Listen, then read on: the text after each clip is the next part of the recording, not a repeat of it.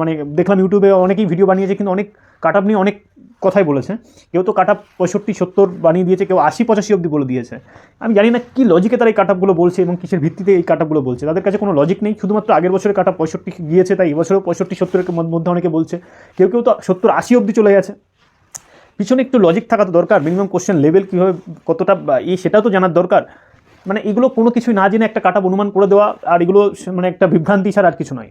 আর actually কাট up অনুমান করাই যায় না, কাট আপ অনুমান বলে কিছু হয় না। আমরা যেটা করি সেটা হচ্ছে কিছু ভ্যাকান্সি থেকে যে মানে যদি কেউ কিছু যুক্তি নিয়ে পিছনে কিছু ভ্যাকান্সি আপডেট, মানে কত ভ্যাকান্সি হলো, কত গুণ ডাকছে, এবং সেই হিসাবে প্রিভিয়াস কাট আপটাকে মিলিয়ে এবছরের কম্পিটিশন কেমন গেছে, কোশ্চেন কেমন গেছে, সব দিকগুলো মাথায় রেখে যদি কেউ অ্যানালাইসিস করে, তবু মানা যায় যে ঠিক আছে এটা যুক্তিসঙ্গত, এটা তোমরা নিজেরাই বুঝতে মানে তখন সেটাকে মানে মেনে নিতে পারবে যে হ্যাঁ এই লেভেলের ঠিক আছে যুক্তিটা। কিন্তু জাস্ট একটা অনুমান করে বলে দেওয়া কাট আপ কোনোভাবেই ঠিক নয় বিষয়টা, আর এটাই ইউটিউবে বেশিরভাগ জন বলে থাকে। তো আমিও শুধুমাত্র পরীক্ষা হয়েছে কোশ্চেন দেখেই কাট আপ অনুমান করা যায় না, বাট অনেকেই জিজ্ঞাসা করে যে পিএসসি ক্লার্কশিপের পরীক্ষার কাট আপ কত যাবে, কারণ এই বছরের প্লাস পিএসসি ক্লার্কশিপের পরীক্ষা কিন্তু সম্পূর্ণ আলাদা হয়েছে আগের বছর থেকে। তাহলে এই বছর কত কাট আপ যেতে পারে, তাহলে প্রিভিয়াস ডেটা অ্যানালাইসিস করে এবং আমার ব্যক্তিগত মতামত অনুযায়ী এই বছর কাট আপ দেখবো কত যায়। তো চলো দেখা যাক।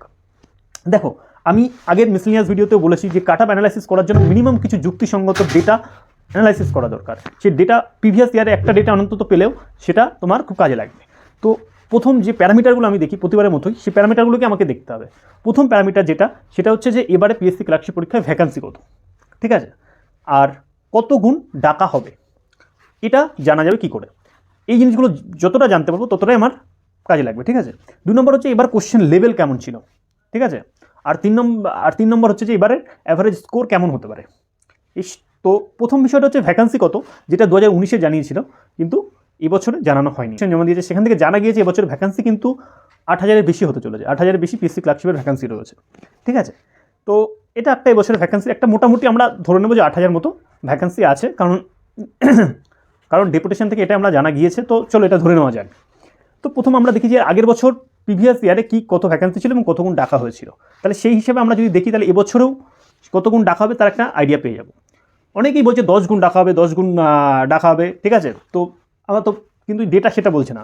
আগের বছর পিএসসি ক্লার্কশিপের ভ্যাকান্সি ছিল 7,227, ঠিক আছে। আগের বছর মানে 2019-এ পিএসসি ক্লার্কশিপের ভ্যাকান্সি ছিল 7,227টি। সেখানে প্রিলিমিনারি পাস করেছিল 55,000 সামথিং, ডেটাটা এক্স্যাক্টটা মনে নেই, 55,000 কতজনকে বেশ পাস করানো হয়েছিল। তার মানে কতজনকে ডাকা হয়েছিল, অ্যাপ্রক্সিমেট 8 গুণেরও কম, মানে 8 গুণের একটু কম। 7 56 হয়, 56,000 পাস করায়নি, তার থেকে 55,000 পাস করিয়ে যেত, মানে 8 গুণের কম, ঠিক আছে। তাহলে যেটা বোঝা যাচ্ছে যে মোটামুটি 7.5 থেকে 8 গুণের মধ্যে আগের বছর ডেকেছিল পিএসসি ক্লার্কশিপ এক্সামিনেশনে, ঠিক আছে। তো এটা হচ্ছে তাহলে আমরা এখান থেকে প্রথম ডেটাটা পেলাম যে ভ্যাকান্সি কত গুণ ডাকে পিএসসি, 7 থেকে 8 গুণ। আমরা মিসলেনিয়াস এক্সামিনেশনেও যদি প্রিভিয়াস ইয়ারগুলো দেখি, সেখানেও 8 গুণ এক বছর ডেকেছে, তার আগের বছর 9 গুণও ডেকেছে, ঠিক আছে। 10 গুণ এখন অবধি দেখা যায়নি। তো অনেকে বলছে 10 গুণ ডাকবে, সেই হিসেবে কাট আপ প্রেডিকশন করছে। এই সমস্ত কাট আপ প্রেডিকশন করলে আপনি একটা ভুল প্রেডিকশন হবে, ঠিক আছে, আমার মতে বলে। তো আমরা ধরেই নেবো কমটাকে ধরেই করতে হবে, বেশিটাকে না। আমরা ধরেই নেবো যে যেহেতু 8 গুণেরও কম ডেকেছে, তাহলে আমরা ধরেই নেবো যে 7.5 থেকে 8 গুণ যেটা ডাকে, সেই হিসেবেই আমরা এবছর ধরে নেব। তাহলে সেই তুলনায় আগের বছরে কোশ্চেন লেভেল কেমন ছিল, আগের বছরে কোশ্চেন লেভেল যথেষ্ট ইজি ছিল, যথেষ্ট ইজি কোশ্চেন ছিল, মানে ইংলিশ জিকে বা ম্যাথ যে অনেকটাই ইজি ছিল। সেই তুলনায় এবারে কোশ্চেন লেভেল কিন্তু অনেকটাই আলাদা, অনেকটাই একটু হার্ড ছিল।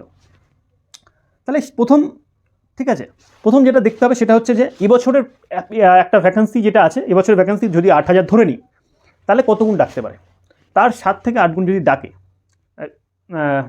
7 থেকে 8 গুণ যদি ডাকে, ঠিক আছে, তাহলে কতজনকে ডাকবে, 8 গুণও ডাকা হয়, তাহলে সেটা 64,000 হচ্ছে। কিন্তু ভ্যাকান্সি 8,000-এর উপরে হবে এটাই সম্ভাবনা। ডেপুটেশনে গিয়ে যেটা জানা যাচ্ছে প্রায় 8,500 থেকে 9,000 ভ্যাকান্সি হতে পারে সম্ভাব্য। তাহলে সেক্ষেত্রে আমরা এটা ধরেই নিতে পারি যে মানে তার মানে 64,000 না ধরে আমরা এটা ধরতেই পারি 70,000 থেকে 70,000 মতো এবারে মানে ডাকা হবে, প্রিলিমিনারি এক্সামিনেশন পাস করে 70,000 মতো, ঠিক আছে। তাহলে যেখানে আগেরবারে পাস করেছিল যেখানে পাস করেছিল 55,000, সেখানে এবারে 70,000 পাস করছে, 15,000 বেশি। প্লাস এবছরের কোশ্চেন অনেক হার্ড, কারণ কোশ্চেনের যেমন ছিল ম্যাথের কোশ্চেন ক্যালকুলেটিভ, তেমনই ছিল ইংলিশ প্রচণ্ড টাফ, এবং জিআই ছিল আরও জিকে তো আরও বেশি টাফ ছিল, ঠিক আছে। যেটা ক্যান্ডিডেটরা বলছে, অনেকে মুখে যেটা আমরা শুনেছি, রিভিউ পেয়েছি, সেটা থেকেই বলছি। তাহলে কোশ্চেন টাফ প্লাস এবছরে আরও বেশি ভ্যাকান্সি, অনেক বেশি, 15-20 হাজার বেশি ভ্যাকান্সিকে ডাকা হচ্ছে। তাহলে অবভিয়াসলি কাট আপ অনেকটাই কম যাবে এটাই আশা রাখা যায়।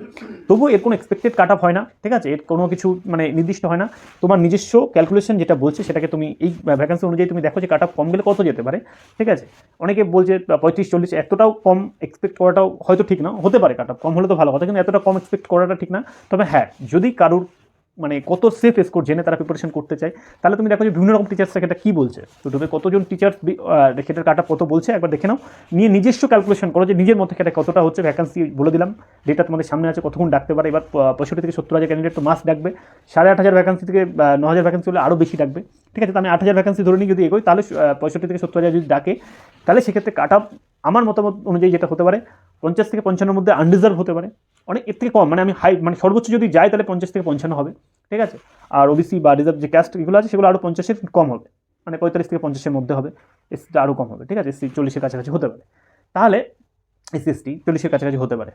তাহলে এটা হচ্ছে আমার মতামত, কিন্তু এটাই আমি বলছি না আমি কারেক্ট হতে পারি, আমি কোনোভাবেই মানে একদম অ্যাকুরেট বা এগুলো বলা যায় না, ঠিক আছে। তবে নিজে ক্যালকুলেশন করো, ডেটা তোমার সামনেই বললাম কতক্ষণ ডাকতে পারে, আগেরবার কতক্ষণ ডেকেছে সেই হিসেবে, ঠিক আছে।